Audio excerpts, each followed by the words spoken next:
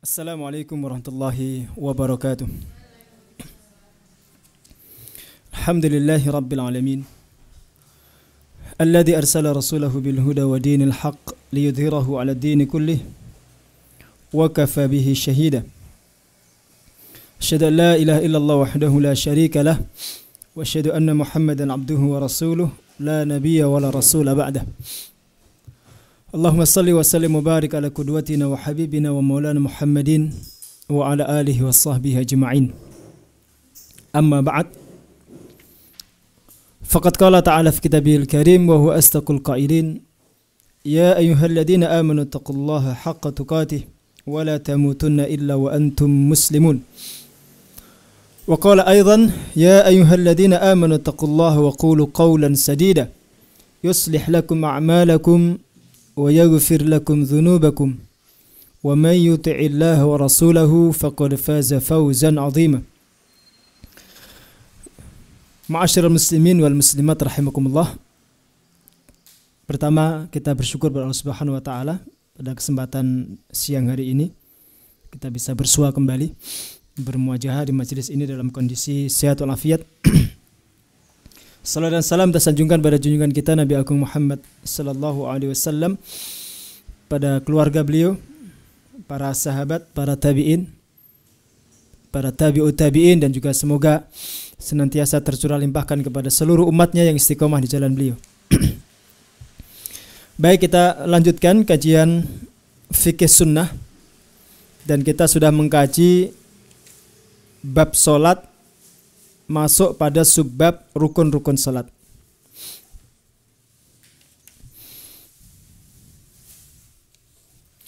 Kita sampai pada rukun yang kelima atau keenam, maaf. Kita ulas sedikit. Di antara rukun salat yang pertama adalah niat. Dan ini menjadi rukun yang paling asasi karena menentukan sah tidaknya ibadah kita secara umum. Ada hadis yang kemarin juga kita kaji, hadis yang diriwayatkan oleh Sayyidina Umar sebagaimana dinukil oleh Imam Bukhari, innamal a'malu binniyat wa innamal likulli imri'in ma nawa. Sesungguhnya amal itu tergantung niatnya, dan sesungguhnya bagi tiap-tiap orang adalah pahala apa yang dia niatkan. Ini yang pertama. Yang kedua, takbiratul ihram. Takbiratul ihram itu ucapan Allahu Akbar ketika kita mengawali salat. Jadi bukan gerak angkat tangan kita itu, bukan mengangkat kedua tangan kita itu. Yang dimaksud takbiratul ihram itu adalah lafaz Allahu Akbar, lafaz takbir itu. Yang ketiga, berdiri bagi yang mampu. Dan ini rukun di dalam salat fardu. Adapun di dalam salat sunnah, berdiri ini tidak termasuk rukun. Boleh bagi kita yang melaksanakan sholat sunnah itu sholat dengan kondisi duduk, boleh meskipun mampu berdiri. Tetapi ada sebuah hadis yang mengingatkan kita bahwa kalau kita melakukan sholat dengan duduk untuk sholat sunnah, padahal kita mampu berdiri, maka pahala kita separuh yang berdiri. Jadi pahalanya setengahnya. Kemudian yang keempat, di antara rukun salat itu adalah qiraatul Fatihah, membaca surat Al-Fatihah di setiap rakaat, baik untuk salat fardu maupun salat sunnah. Dan kemarin kita sudah kaji tentang khilafiyah para ulama, perselisihan pendapat para ulama terkait dengan qiraatul basmalah, ya, bacaan basmalah di awal kita membaca suratul Fatihah. Ada 3 pendapat sedikitnya di situ. Kemudian yang kelima adalah rukuk. Yang keenam i'tidal, bangun dari rukuk, dan yang ketujuh adalah sujud. Sampai di sini kalau nggak salah ya. Jadi sampai di sujud.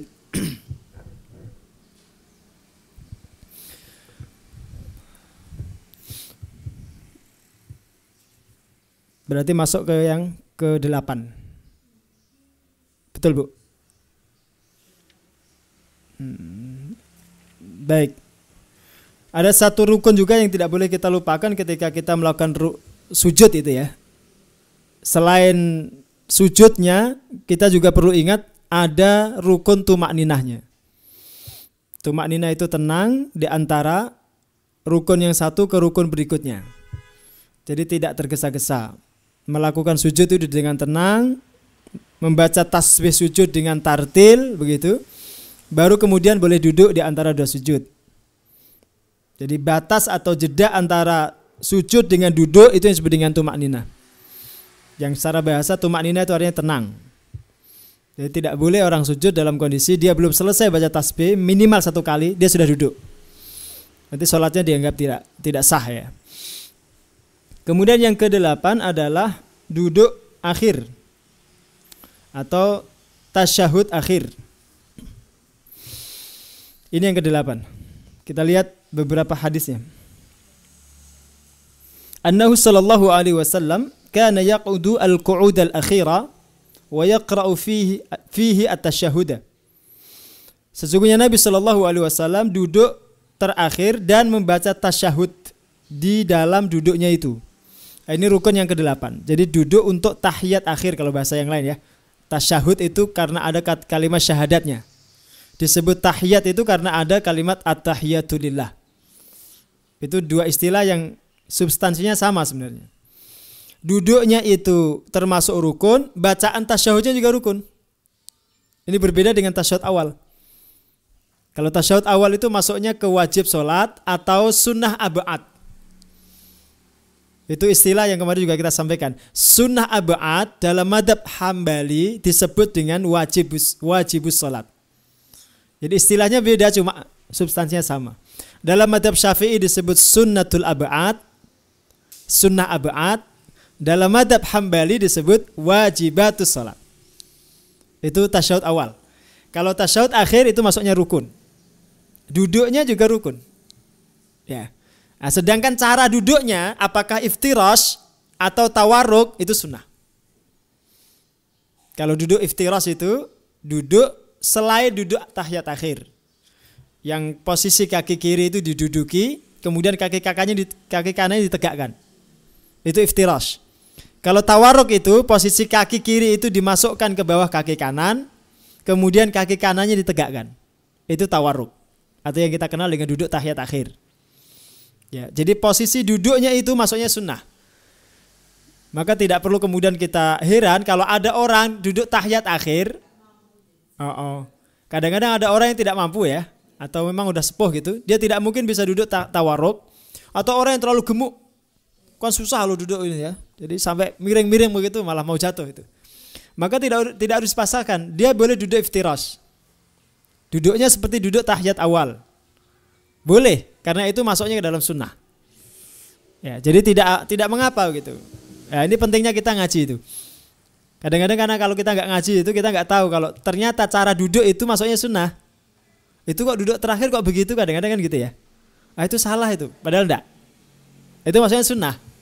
Jadi dia boleh duduk seperti tahiyat awal, boleh seperti tahiyat akhir. Itu pilihan saja tergantung kondisinya. Ya, tergantung kondisinya. Termasuk kalau kita meskipun tidak gemuk ya, tapi di sebelah kita ini orang-orang gemuk semua. Kalau kita duduk tawarruk susah. Ya, maka boleh kita duduk iftirash. Ya, susah, sesak, kepepet begitu. Nah, itu boleh kita duduk iftirash ya, diperbolehkan. Nah, terkait bacaan tasyahud akhir atau tahiyat yang kedua itu ada beberapa riwayat. Di antaranya kalau kita lihat di sini ada sedikitnya 3 riwayat. Tapi kita bacakan nanti yang paling populer ya. Dikatakan begini. As-sahhu ma warada fi tasyahudu Ibnu Mas'ud. Riwayat yang paling sahih di dalam bacaan tasyahud itu adalah tasyahudnya Ibnu Mas'ud. Ini yang paling sahih dikatakan dalam fikih sunnah ini. Beliau berkata, kunna idza jalasna ma'a Rasulillahi fi shalah. Kami ketika duduk bersama Rasul di dalam salat, qulna kami membaca assalamu 'alallah qabla ibadihi wassalamu 'ala fulan wa fulan. Ini ucapan sebagian sahabat. Salam sejahtera atas Allah sebelum hamba-hambanya dan salam sejahtera atas si fulan dan si fulan. Faqala Rasulullah sallallahu alaihi wasallam. Rasulullah sallallahu alaihi wasallam kemudian berkata, "La taqulu assalamu 'ala Allah." Jangan engkau mengucapkan assalamu 'ala Allah. Salam sejahtera atas Allah. Fa innallaha huwas salam. Karena sesungguhnya Allah itu adalah sumber keselamatan itu. Jadi Allah tidak butuh salam hambanya gitu. Tidak usah kamu ucapkan begitu. Nah, kemudian Rasul mengajarkan tasyahud akhir itu. Walakin idza jalasa ahadukum falyaqul. Akan tetapi jika kalian duduk tahiyat akhir, hendaklah kalian berkata, at-tahiyatu lillah was-salawatu wat-thayyibatu. Assalamu alayka ayyuhan nabiyyu wa rahmatullahi wa barakatuh. Assalamu alayna wa ala ibadillahis salihin.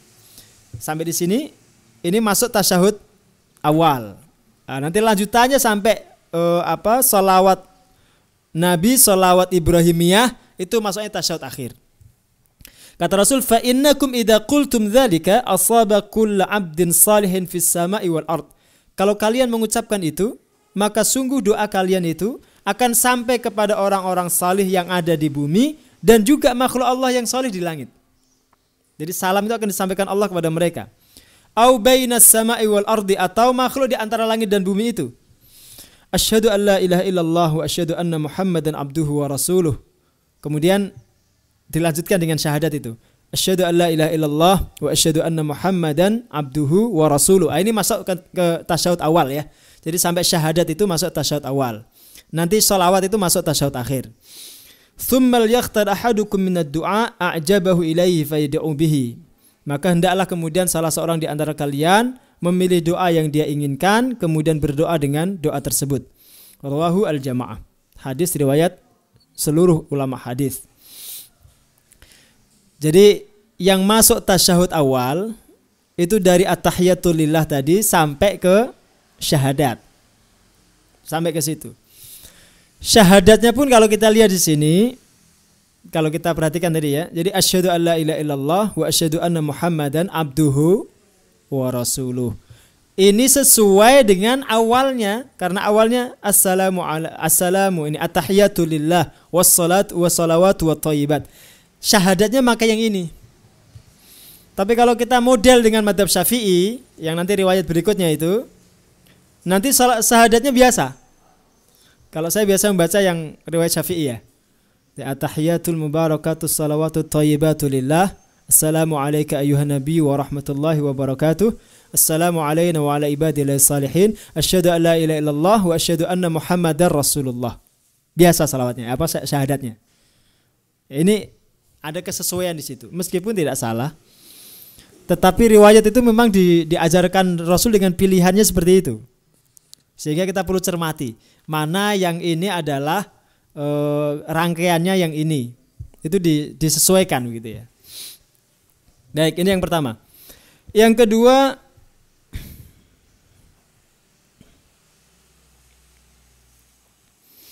ini kita lihat riwayat yang kedua ya.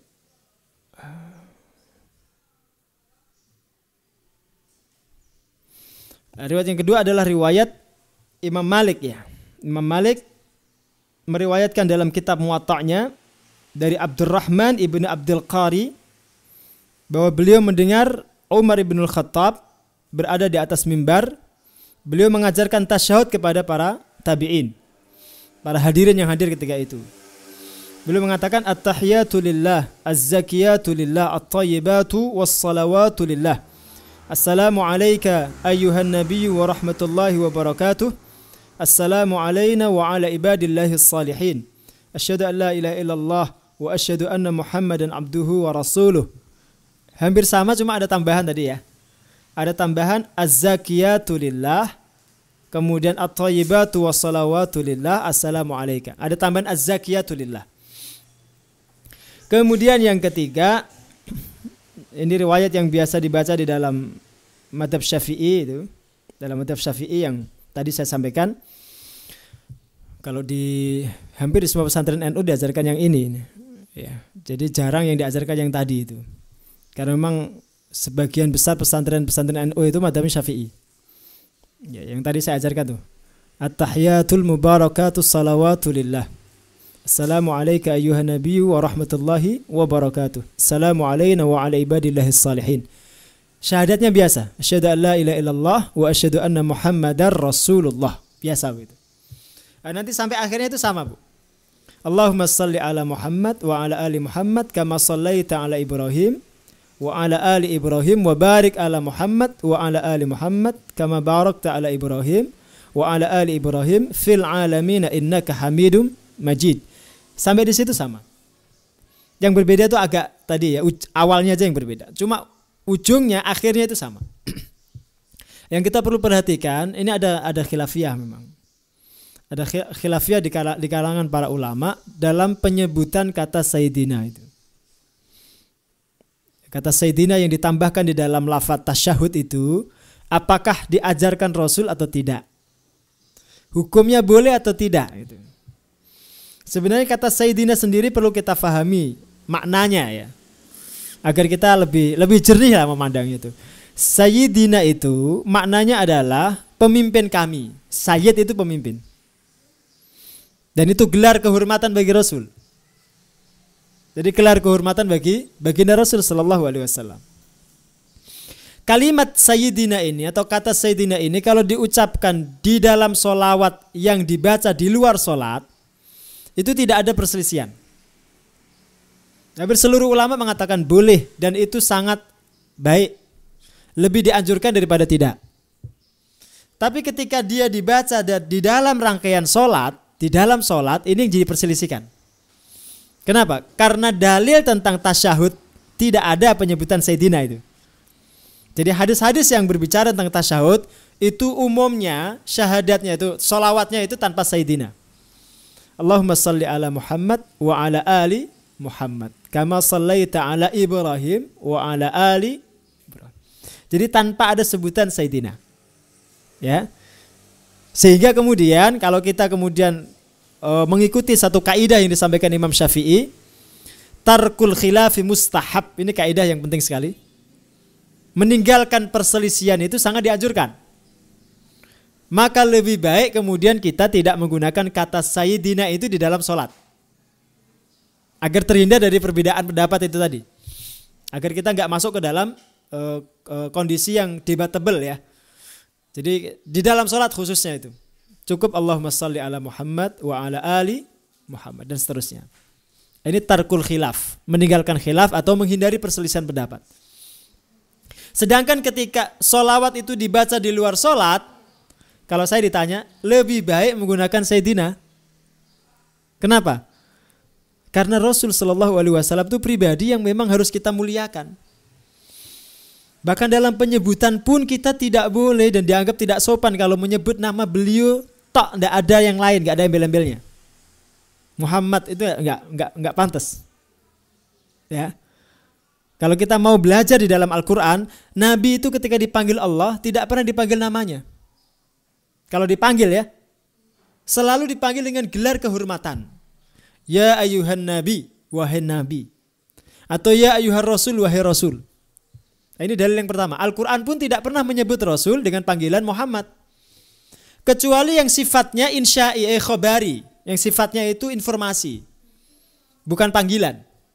Contoh di akhir surat Al-Fatah itu. Muhammadur Rasulullah. Walladzina ma'ahu asyidda'u 'alal kuffari ruhama'u bainahum ila akhiril ayah. Muhammad itu utusan Allah. Nah, ini informasi ini sifatnya. Orang-orang yang bersamanya itu keras sikapnya terhadap orang-orang kafir dan lemah lembut terhadap orang yang beriman. Jadi ini ayat ini sifatnya bukan panggilan tetapi informasi. Kalau bahasa balaghahnya itu bukan insya'i tetapi khabari. Jadi sifatnya informasi, pemberitahuan bahwa Muhammad itu utusan Allah. Ini dalil yang pertama ya. Yang kedua, Allah juga menyebut dalam surat Al-Hujurat itu, jangan sampai kita memanggil Rasul seperti panggilan kita kepada sesama kita. Hei fulan, tidak boleh. Itu gak sopan tuh. La taj'alu du'a ar-rasul ka du'ai bainakum. Jangan sampai panggilan kalian kepada Rasul itu sama seperti panggilan kalian kepada sesama kalian. Nah, ini dilarang juga. Maka para sahabat itu kalau manggil Rasul selalu dipanggil dengan gelar. Ya Rasulullah, ya Nabi Allah. Kalau mau disebut dengan nisbat keturunannya, maka beliau katakan ya Abul Qasim, wahai bapaknya Al-Qasim. Tidak dipanggil dengan ya Muhammad, tidak.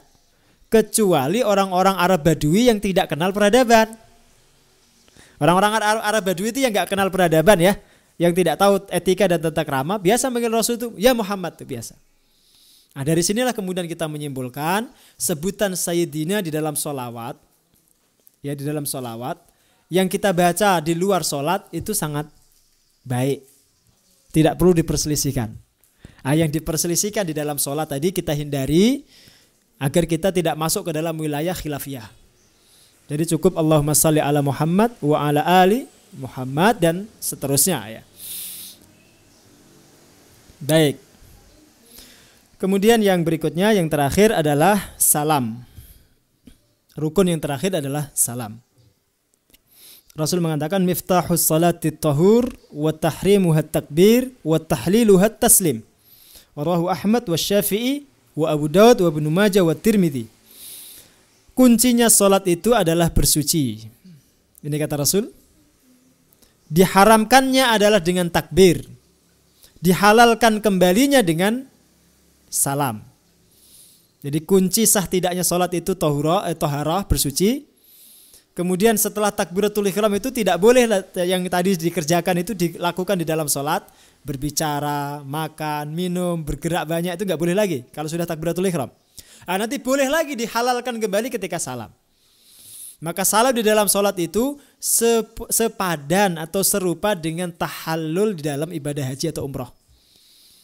Nah, ketika orang sudah ihram kan nggak boleh kan yang sebelumnya dilakukan itu nggak boleh dilakukan setelah itu. Tapi setelah tahallul boleh kembali. Nah, salam di dalam sholat juga seperti itu fungsinya. Jadi dia menghalalkan yang tadinya tidak boleh. Habis salam boleh, makan minum boleh. Nah, maka di luar salam itu kemudian di luar sholat ya, setelah salam itu kemudian tidak bisa kita katakan itu bagian daripada sholat. Karena dia sudah selesai dengan salam itu. Ini kan ada perbedaan pendapat juga. Ustadz, apa hukumnya orang salaman setelah sholat itu? Sering tanyakan ke saya itu.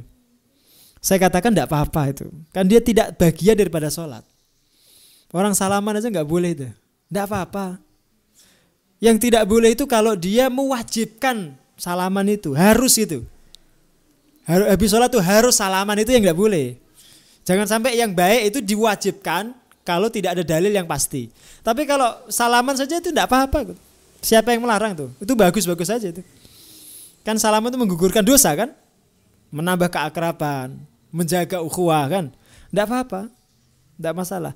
Yang penting tidak diyakini itu sebagai sebuah keharusan. Nah, kalau dianggap keharusan, setelah sholat itu harus selalu salaman, nah itu yang tidak benar. Yang nggak pas ya. Tapi kalau dia salaman aja nggak apa-apa, itu biasa aja. Karena saya menemukan juga ada sebagian jamaah itu, mohon maaf, karena dia kencang memegang fatwa ustadznya ya, nggak boleh salaman setelah sholat. Itu diajak salaman sama sebelahnya bu, itu nggak mau betul-betul. Orang salaman bid'ah itu. Jadi kayak begitu itu nggak perlu. Ya salaman aja biasa aja. Diajak salaman ya salaman. Ya. Karena itu tidak bagian daripada sholat gitu. Itu sudah di luar sholat. Kalau guyonnya teman-teman dengan gini, jangankan salaman gitu. Orang habis sholat itu pada pulang juga nggak ada yang negur kak. Padahal kan sunnahnya harusnya wirid dulu kan, jangan pulang dulu gitu. Jadi duduk dulu sejenak, wirid dulu, berdoa, baru silahkan pulang. Itu pun pulangnya sebenarnya harusnya nunggu imam selesai. Imam pulang, dia baru ngikuti pulang. Nah kalau imamnya masih di masjid jangan dulu. Ya, sopan santunnya itu setelah imamnya pulang.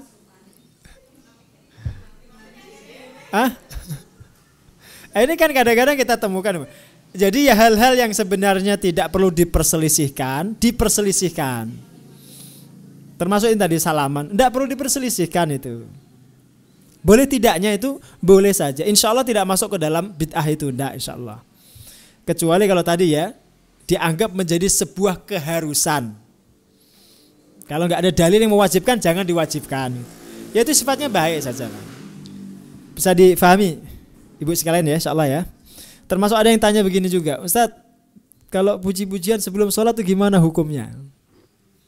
Ya, ada yang sholawatan sebelum sholat begitu.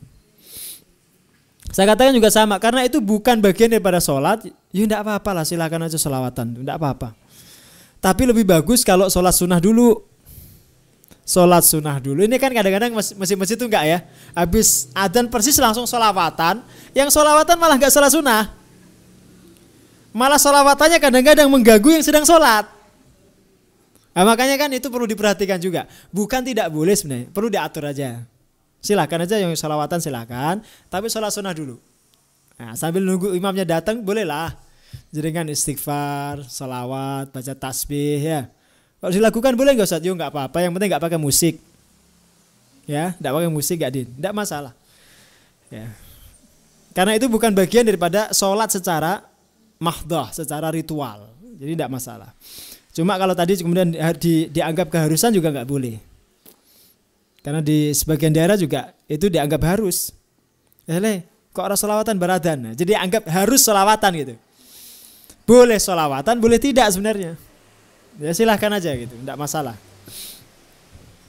Baik. Yang masuk ke dalam rukun sholat itu adalah salam yang pertama. Ini pendapat mayoritas ulama. Sedangkan salam yang kedua itu hukumnya sunnah.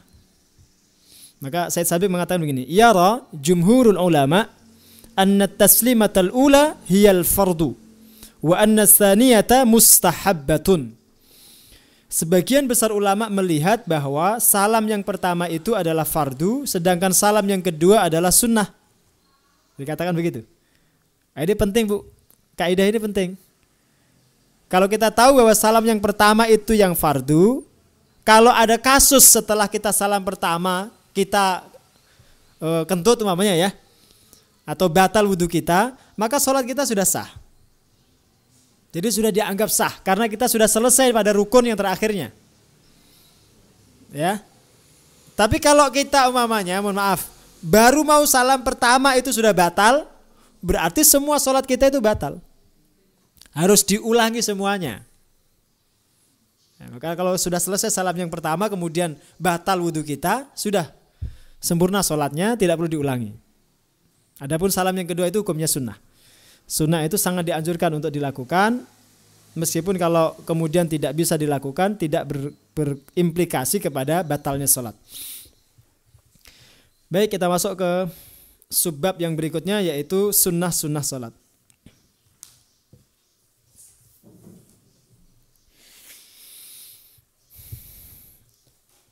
Sunnah yang pertama adalah mengangkat kedua tangan. Jadi mengangkat kedua tangan ini termasuk sunnah Bu ya. Mengangkatnya itu sejajar dengan telinga, segini Bu ya, atau sejajar dengan pundak. Tidak di depan dada begini, enggak, tapi sejajar pundak begini, atau sejajar telinga gini. Gini Pak, Bu, ya ke depan begini ya. Jadi bukan begini ya, tapi begini. Jadi diarahkan ke depan, ke kiblat ini, telapak tangannya ini. Ya, bukan begini. Ada orang salat begini tuh. Ya, gini. Jadi telapaknya ini menghadap ke kiblat. Jari jempolnya ini dekat dengan telinga ini, sejajar dengan telinga atau pundak ini. Ya, tidak harus persis itu enggak, karena nanti terlalu lebar itu ya susah. Kalau sebelah kanan kirinya ada orang juga susah. Ya, dan ini sifatnya dicari yang nyaman lah. Secara umum begitu anjuran mengangkat tangannya itu. Dan ini masuknya ke dalam sunnah. Jadi kalau ada orang takbiratul ihram, Allahu Akbar langsung sedekap saja, itu juga sah sholatnya. Karena mengangkat tangannya ini termasuk sunnah. Sedekapnya ini juga sunnah. Ya, sedekapnya ini juga sunnah. Nanti masuk ke berikutnya. Nah, kita kaji dulu yang mengangkat kedua tangan. Mengangkat kedua tangan ini disunnahkan di dalam 4 kondisi. Yang pertama ketika takbiratul ihram. Ini disunnahkan mengangkat tangan. Ibnu Mundir berkata, lam yakhtalif ahlul ilmi fi annahu sallallahu alaihi wasallam kana yarfa'u yadayhi idza iftataha as-shalah. Ibnu Mundir salah seorang ulama ahli ijma', beliau mengatakan begini.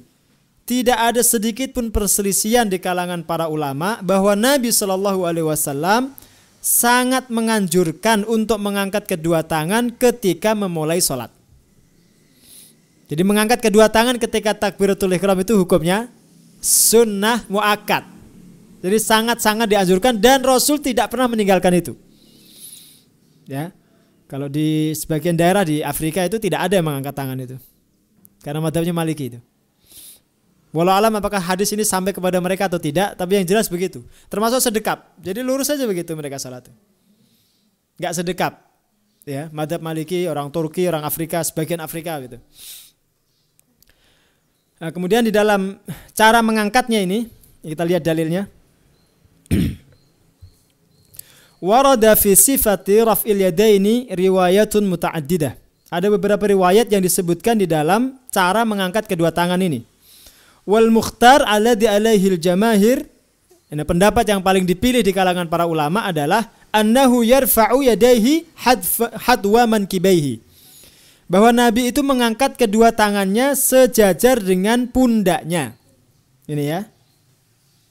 Bihaitsu tahadhi atrafu asabi'ihi a'la udunaihi. Termasuk juga sejajar dengan udunaihi, ini telinga ini. Wa ibhamahu syahmate udunaihi. Ibham itu ini ya. Jadi jari jempolnya itu diletakkan sejajar dengan kedua telinga ini. Syahmate udunaihi itu ini, bagian ini. Didekatkan dengan ini. Ini riwayat yang dianggap paling terpilih. Ya, paling sahih begitu. Dan dikatakan oleh Imam Nawawi, ini adalah riwayat yang juga dipakai Imam Syafi'i dalam beberapa pendapatnya. Kemudian selain takbiratul ihram, yang dianjurkan juga mengangkat kedua tangan adalah ketika hendak rukuk. Ini yang kedua. Jadi ketika mau rukuk tuh, Allahu Akbar terus rukuk. Ini yang kedua. Yang ketiga ketika bangun dari rukuk. Jadi ketika bangun dari rukuk juga dianjurkan angkat tangan, Allahu Akbar. Nah, ini posisinya boleh sedekap kembali, boleh lurus. Kalau setelah rukuk itu. Jadi boleh kita kembalikan kepada posisi sedekap. Boleh lurus tangannya. Ya, dan itu juga diperselisihkan mana yang afdal. Apakah sedekap kembali ataukah lurus. Ya, tapi tidak perlu sampai ke situ lah gitu. Yang jelas ada perbedaan itu ada. Kemudian yang keempat, bangun dari rakaat kedua untuk rakaat ketiga. Jadi setelah tasyahud awal. Ketika bangun dari tasyahud awal, berdiri untuk rakaat ketiga, itu dianjurkan juga mengangkat kedua tangan, takbir, Allahu Akbar, sedekap kembali. Nah, ini yang keempat, Bu ya. Jadi ketika bangun untuk rakaat ketiga, ini bagi sholat yang ada rakaat ketiganya kan. Kalau sholat subuh, sholat sunnah yang 2 rakaat, sholat tarawih yang 2 rakaat kan tidak ada itu. Berarti cukup di 3 tempat tadi itu. Ketika takbiratul ihram, ketika hendak rukuk, ketika bangun dari rukuk ya. Baik, kemudian sunnah yang kedua, meletakkan tangan kanan di atas tangan kiri atau yang kita sebut dengan sedekap. Dalam beberapa riwayat disebutkan cara meletakkannya itu di tangan, Bu ya. Tangan kanan itu diletakkan begini. Pergelangannya di atas pergelangan begitu. Kemudian jari telunjuknya itu mengarah ke lurus dengan jari tangan kanan. Kemudian yang keempat itu mencengkeram lengan yang kiri itu. Jadi begini. Ini cara yang paling populer di kalangan para ulama. Meletakkannya ini yang diperselisihkan. Apakah diletakkan di atas pusar, ataukah di atas perut, ataukah di atas dada. Ini yang diperselisihkan. Yang jelas ada beberapa cara. Ya, di atas pusar, di atas perut, di atas dada. Ini juga kita boleh memilih salah satu. Ini perbedaan pendapat ini, Bu, bukan untuk dipertentangkan sebenarnya. Tapi itu sifatnya pilihan. Ini yang disebut dengan ikhtilaf tanawu'i. Jadi perselisihan pendapat yang sifatnya variatif, bukan kontradiktif. Bukan saling bertolak belakang, bukan. Jadi kan justru milih aja itu. Mau yang mana gitu ya, seleranya yang mana itu silahkan. Jadi tidak perlu dipertentangkan begitu. Jadi kalau kita mau letakkan di sini juga boleh, di atas pusar ini juga boleh, atau di atas dada ini. Kalau kita lihat sebagian orang kan di sini ya, itu juga boleh aja. Bahkan kalau ada orang sedekapnya gini juga nggak masalah itu. Ada juga orang sholat sedekapnya gini kan, kayak orang kedinginan itu. Ini juga sah, sholatnya itu sah. Cuma caranya dianggap kurang afdol. Cuma boleh saja begini. Yang kurang baik itu sedekah begini, Bu. Ini dianggap kurang baik. Ini karena ada indikasi kemalasan. Kan ini. Ini agak-agak apa ya, sifatnya ya, kurang disukai. Ya. Ini kayak ini ya, kayak orang malas gitu ya. Jadi sholat itu karena dia memiliki fungsi untuk menolak atau menghilangkan kemalasan, maka nanti gerak apapun yang itu mengindikasikan kemalasan itu dimakruhkan, kurang disukai itu. Nah, sehingga diupayakan dihindari. Termasuk ketika mau sholat, Bu, jenengan tangan jenengan begini, ini nggak boleh ini, makruh ini, karena kataannya malas. Kayak gini nih, ya, itu juga ditegur oleh para ulama. Jadi dianggap kurang baik. Jadi gerakan apa saja yang mengindikasikan kemalasan itu?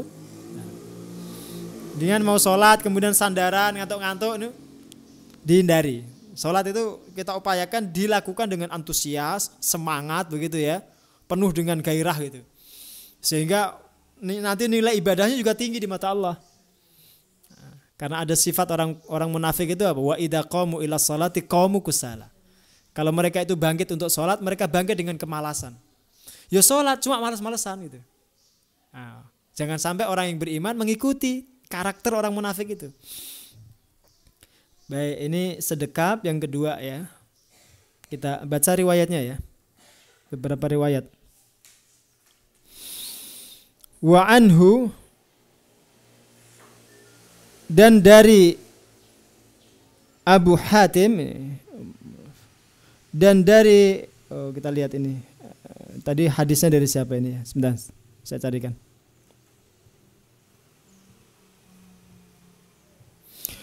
Dan dari Sahal bin Sa'ad annahu qala, beliau berkata, inna ma'syaral anbiya'i amarana bita'jili fitrina wa ta'khiri sahurina wa wad'i aymanina ala syama'ilina fi shalah. Nabi SAW bersabda, sesungguhnya kami para nabi diperintahkan Allah untuk menyegerakan berbuka ketika puasa, mengakhirkan sahur, dan meletakkan tangan kanan di atas tangan kiri ketika sholat. Jadi ini juga ternyata kalau kita lihat hadis ini tradisi para nabi, sedekap ini ketika sholat. Karena tadi Nabi menyebutkan apa? Kami para nabi diperintahkan Allah untuk menyegerakan berbuka, mengakhirkan sahur, dan meletakkan tangan kanan di atas tangan kiri ketika sholat. Artinya apa? Sholatnya nabi-nabi sebelum beliau juga seperti itu. Jadi ada sedekapnya juga begitu. Ya, apakah gerakan yang lain sama? Wallahu alam. Tapi yang jelas sedekapnya itu sama. Ya, bersedekap. Jadi hadisnya sahih, riwayat Ad-Daruqutni dan ulama hadis yang lain. Kemudian yang ketiga, membaca doa iftitah atau yang dikenal dengan tawajuh. Kenapa dibaca atau disebut iftitah? Itu karena dia pembuka, doa pembuka atau istiftah. Disebut tawajuh itu karena ada wajjahtu wajhiya lillah. Maka disebut tawajuh. Dalam doa iftitah ini dibaca sebelum membaca ta'awud. Jadi persis setelah takbiratul ihram, sebelum ta'awud untuk suratul Fatihah. Dibaca dulu iftitahnya, baru ta'awud, baru surat Al-Fatihah. Ya. Nah, sedikitnya ada 3-4 riwayat. Nanti kita baca 3 atau 4 ya. Sebenarnya kalau kita lihat ada riwayatnya itu 8, Bu. Tapi tidak apa-apa, kita baca 3 aja. Ada sedikitnya 3 riwayat yang mengajarkan kepada kita tentang bacaan istiftah ini. Yang pertama adalah riwayat Abu Hurairah.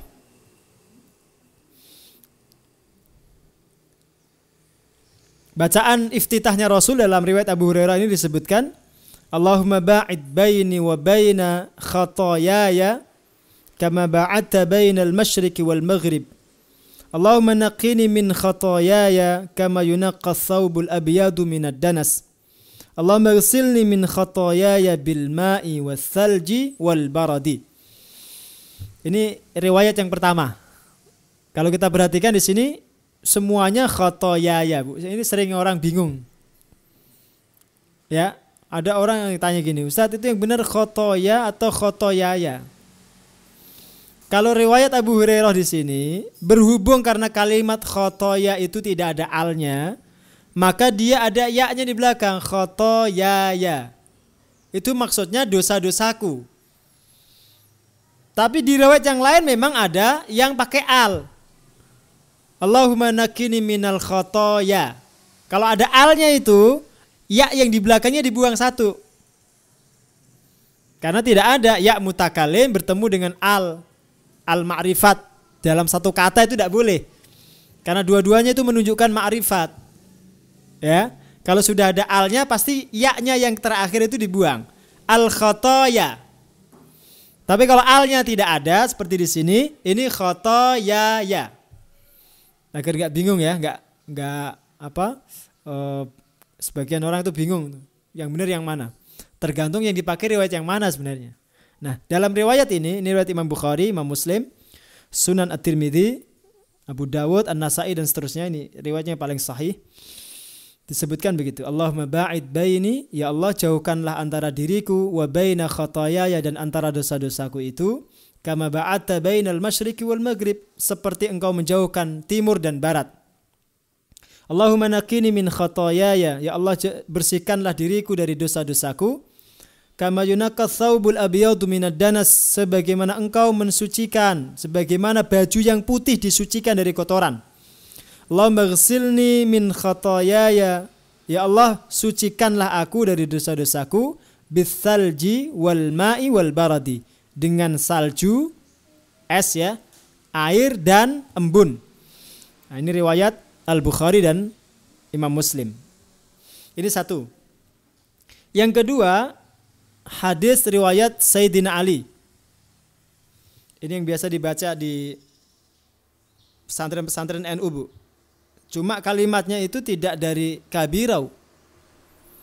Kalau yang diajarkan di pesantren-pesantren kan kabirau walhamdulillahi katsira wa subhanallahi bukratan wa asila. Itu tambahan itu sebenarnya. Itu tambahan ya. Jadi tambahan dari takbirnya itu. Karena Allahu Akbar kabirau. Itu lanjutan itu sebenarnya. Riwayat Sayyidina Ali di sini tidak ada sebutan kabirau itu. Itu langsung wajjahtu wajhiya lilladzi fatara samawati wal arda hanifan muslima wa ma ana minal musyrikin. Inna salati wa nusuki wa mahyaya wa mamati lillahi rabbil alamin la syarika lahu wa bidzalika umirtu wa ana minal muslimin. Belum selesai itu. Allahumma antal maliku la ilaha illa anta rabbi wa ana abduk zalamtu nafsi wa'taraftu bi dhanbi faghfir li dhunubi jami'a innahu la yaghfiru dhunuba illa anta wahdini li ahsanil akhlaq la yahdi li ahsaniha illa anta wasrif anni sayyi'aha la yasrifu anni sayyi'aha illa anta labbaika wa sa'daik wal khairu kulluhu fi yadaik wasyarru laysa ilaik wa ana bika wa ilaik tabarakta wa ta'alait astaghfiruka wa atubu ilaik. Baru itu berhenti. Jadi ada perbedaan kan di situ.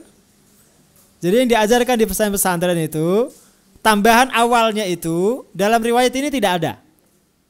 Kemudian setelah tadi yang wa ana minal muslimin itu ternyata belum selesai, masih nyambung sampai astaghfiruka wa atubu ilaik. Jadi ternyata panjang, Bu. Kenapa sampai diajarkan begitu, Bu? Ini kalau husnudon saya ya, husnudon saya ini karena dulu diajarkan di kalangan anak-anak, biasanya dipilihkan, dipotongkan, didiskonkan itu. Ya. Jadi disingkatkan oleh kiai-kiai kita. Sehingga enggak terlalu mumet. Santri ini enggak mumet.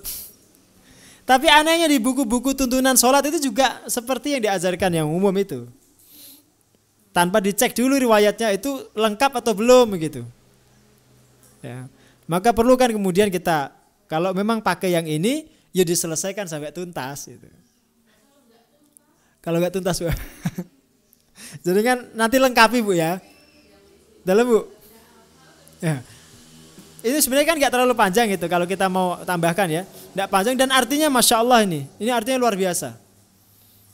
Kalau tadi kan yang awal itu sifatnya pujian semua itu, belum ada isinya doa itu. Yang sampai wa ana minal muslimin itu belum ada doanya itu. Coba kita terjemahkan ya.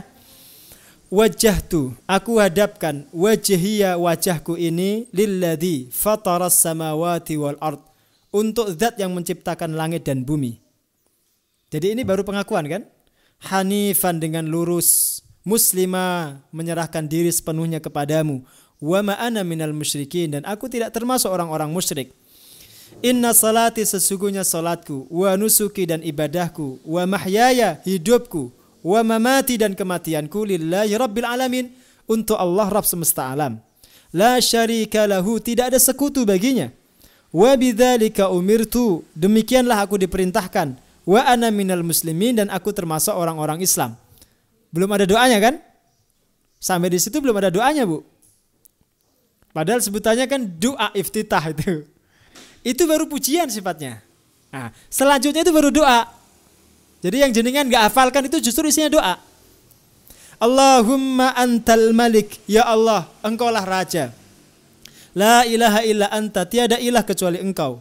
Anta rabbi, engkaulah Tuhanku. Wa ana abduka, dan aku hambamu. Zalamtu nafsi, sungguh aku telah menzalimi diriku. Wa taraftu bidzambi, dan aku mengakui dosa-dosaku itu. Faghfirli, maka ampunilah dosaku itu jami'an semuanya. Nah, ini kan baru isinya doa itu. Kemudian innahu la yaghfiru dzunuba illa anta, karena tidak ada yang mengampuni dosa kecuali engkau. Wahdini li ahsanil akhlak, tunjukkan aku akhlak yang terbaik. Nah, ini juga doa. Ini poin yang kedua ini. La yahdi li ahsaniha illa anta, tidak ada yang menunjukkan kepada akhlak yang terbaik itu kecuali engkau. Yang ketiga ini, wasrif anni sayyi'aha, jauhkan aku dari akhlak yang buruk. La yasrifu anni sayyi'aha illa anta, tidak ada yang menjauhkan aku dari akhlak yang buruk itu kecuali engkau. Labbaika wa sa'daik, aku penuhi seruanmu dengan senang hati ya Allah. Wal khairu kulluhu fi yadaik, semua kebaikan ada di tanganmu. Wasyarru laisa ilaik, sedangkan keburukan itu tidak pernah kembali kepadamu. Wa ana bika wa ilaik, dan hamba ini berserah diri kepadamu dan hanya kepadamu ya Allah. Tabarakta wa ta'alait, maha berkah engkau dan maha tinggi. Astaghfiruka wa atubu ilaik, aku memohon ampunan kepadamu dan bertaubat hanya kepadamu. Nah, ini isinya doa baru di sini. Yang sampai wa ana minal muslimin tadi itu masih pujian.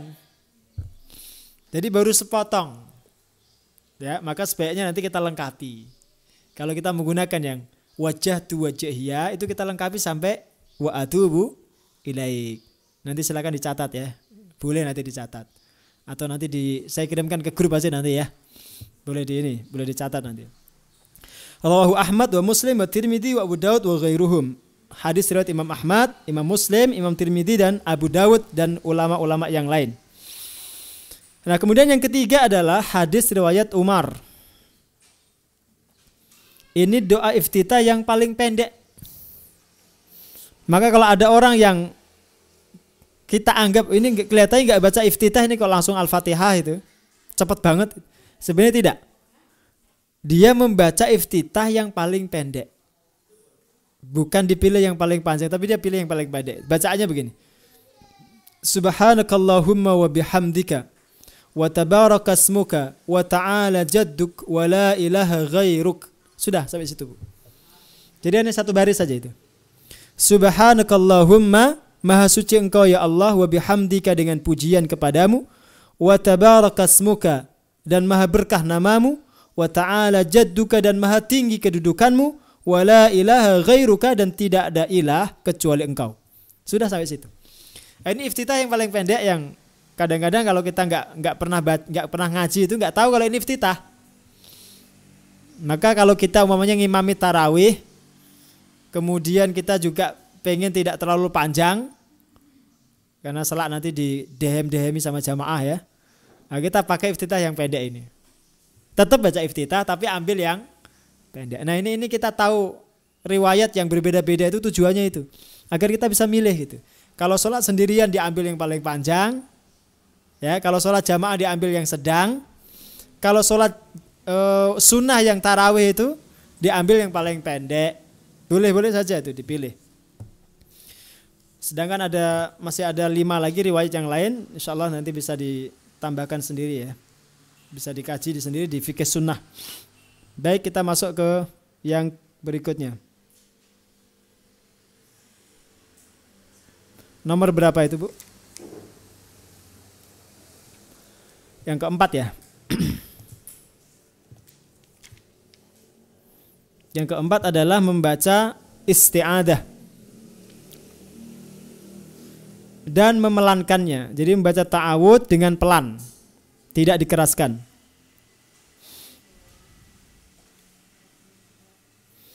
Hal ini berdasarkan firman Allah di dalam surat An-Nahl 98. Allah mengatakan fa idza qara'tal Qur'an fasta'id billahi minasyaitonir rajim. Jika engkau membaca Al-Qur'an maka berlindunglah engkau kepada Allah dari godaan setan yang terkutuk. Dan ada hadis yang datang dari Nabi SAW sebelum beliau membaca surat Al-Fatihah, beliau membaca a'udzu billahi minasyaitonir rajim. Dibacanya pelan. Ya, disunahkan baca sir. Karena tidak kita temukan dalam beberapa riwayat Nabi membaca ta'awudnya dengan keras. Tapi dibaca dengan pelan. Ya, dibaca pelan. Kalaupun Al-Fatihahnya dibaca keras, bismillahnya tetap ta'awudnya itu pelan. Ya, berbeda dengan bismillah. Kalau bismillah itu diperselisihkan, tapi kalau ta'awud ini dipelankannya itu seluruh ulama sepakat. Kemudian yang kelima membaca amin. Kalimatnya begini. Alifnya itu dipanjangkan, minnya juga dipanjangkan. Karena nanti kalau ada salah satu yang tidak panjang itu nanti artinya berbeda. Kalau amin itu maknanya istajib du'aana ya Allah.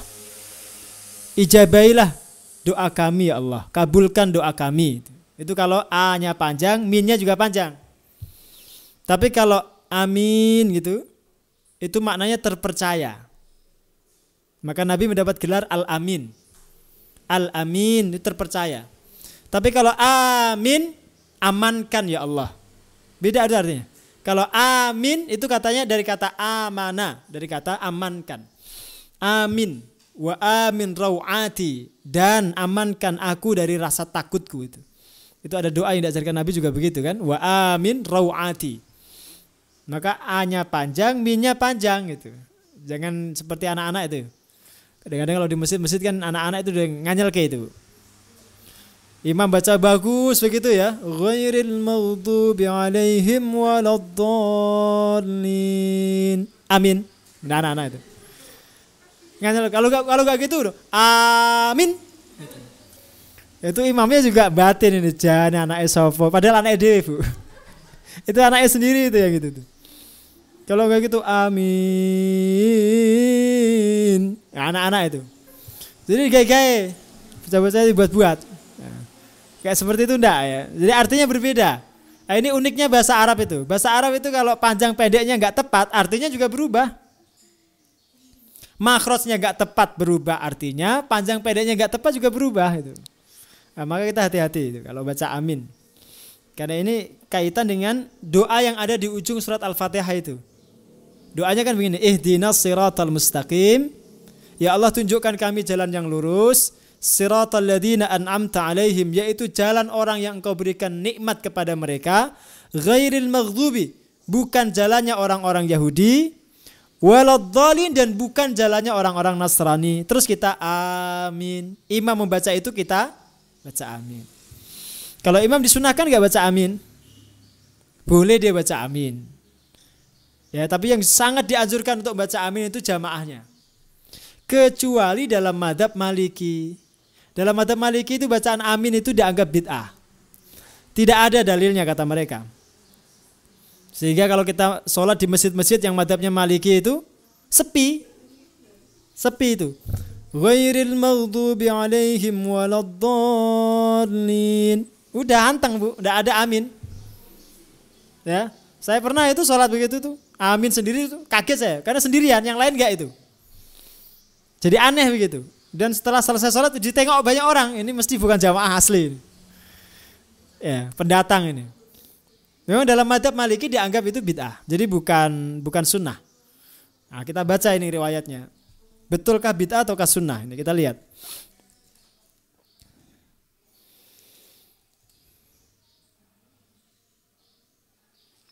An-Na'im al-Mujmir. Dari Na'im al-Mujmir dia berkata, "Shallaitu wara'a Abi Hurairah." Saya pernah salat di belakang Abu Hurairah. Faqala, beliau membaca Bismillahirrahmanirrahim. Thumma qara'a bi ummil Qur'an. Kemudian beliau membaca Al-Fatihah. Hatta idza balagha waladdallin. Ketika beliau sampai membaca waladdallin, faqal, beliau membaca amin. Ya, Abu Hurairah membaca amin. Abu Hurairah sahabat Nabi. Wa qala an-nas, dan jamaah juga membaca amin. Thumma yaqulu Abu Hurairah ba'da salam. Setelah salam Abu Hurairah berkata, "Walladzi nafsi biyadih." Demi zat yang jiwaku berada dalam genggaman tangannya, demi Allah maksudnya, "Inni la asbahukum salatan bi Rasulillah."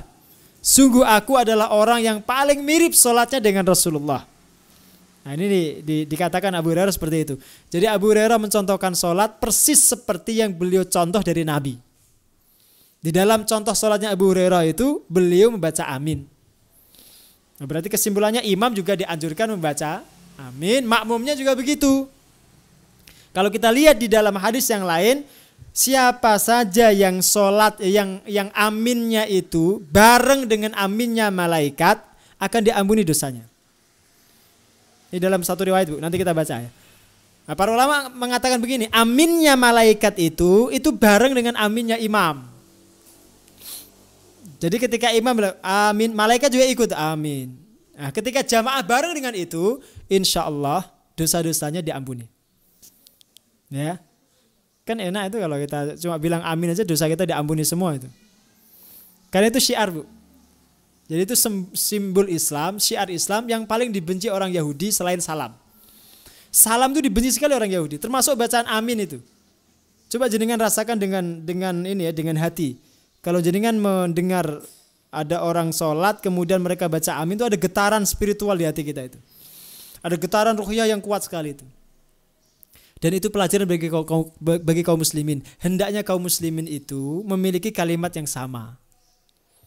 Artinya apa? Bersatu.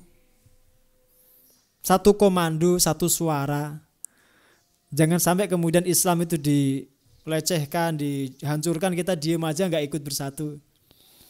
Ya, jadi harus kita pahami itu mana filosofi dari sholat itu, hikmahnya apa itu kita pelajari dan kemudian kita amalkan. Nah, termasuk ucapan amin ini. Jadi menyatukan kalimat kaum muslimin. Baik, kita tandai sampai di situ dulu. Kalau ada pertanyaan dipersilahkan. Wallahu a'lam bishawab.